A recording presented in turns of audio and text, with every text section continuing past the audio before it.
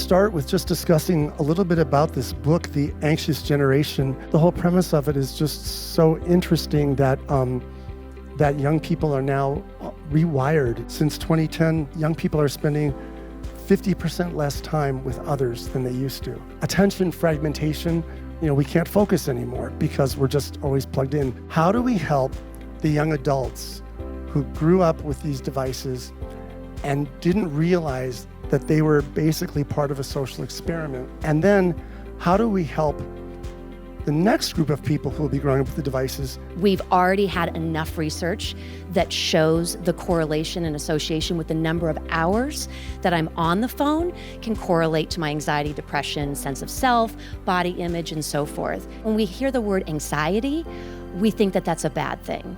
And we really need to look at that as anxiety is part of life. Life is stressful, life is full of suffering, but it's how we recover and bounce back. Growing up in the digital age and having social media at a very young age, you don't really notice how comparative it is until it's too late. Having it as such an integral part of our society and culture, it's hard to kind of shake that attitude of comparison. You kind of have to make a distinction between this is my real life, this is a digital realm that I have the ability to step away from, and I have the power to do that. I have to practice this every day, and some days I'm good and some days I'm not.